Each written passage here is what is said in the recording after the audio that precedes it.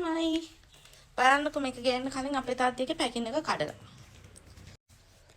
ඉතින් හැමෝම අහනවනේ මම පාවිච්චි කරන hair oil එක මොකක්ද කියලා කොහොමද? ඉතින් ඔන්න මම ආයෙත් ඕඩර් කරා. මගේ කලින් බොටල් එකේ මේ පේනවා. චුට්ටයි තියෙන්නේ. ඉතින් මේක ඕඩර් කරා.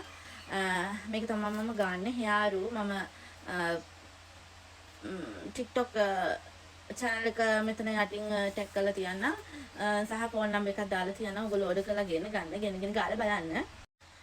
මේකේ ගහලා තියෙන්නේ නම් සතියකට දෙවරක් හෝ තෙවරක් කාලෙප කර මුදුව සම්බාහනය කර අවම පැය කාලයක් තමයි මුදුව ෂැම්පූ එකකින් සෝදා හදින්න කියලා. හැබැයි මම එහෙම සෝදාලා නැහැ. ගෑවොත් ගාලා ඉවරලා උදේ ගෑවොත් හවස නානකම් ඉන්න කුරෑ ගෑවොත් පහෝදා නානකම් ඉන්න. එහෙම කිසිම ඔලුවට කිසිම ප්‍රශ්නයක් වෙලා නැහැ. සහ මම මේ කොණ්ඩේ කොටලා හිටියේ දැල්ල හැපු නිසා පොඩි කර්ලි ගතියකට ඇරගෙන. එහෙම තමයි ලස්සනක් තියනනේ.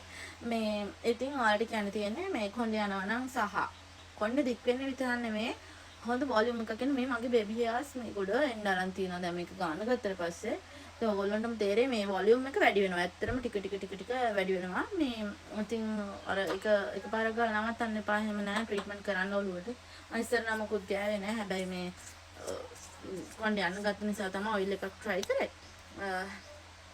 එනකෝ කො පොසල හරි මේ තියෙන්නේ. බලමු බොටල් එකේ කලර් එකත් වෙනස් වෙලා තියෙනවා. පොඩ ඔයිල් එකත් මේ පොඩ ඇඩ්වාන්ස් වෙලා තියෙනවා. මේ කලින් ඔයිල් එක මෙච්චර කළු පාටට තිබ්බේ නෑ. දැන් වැඩිපුර දේවල් එකතු කරලා හර්බල්ම වෙලා තියෙනවා. ඇත්තටම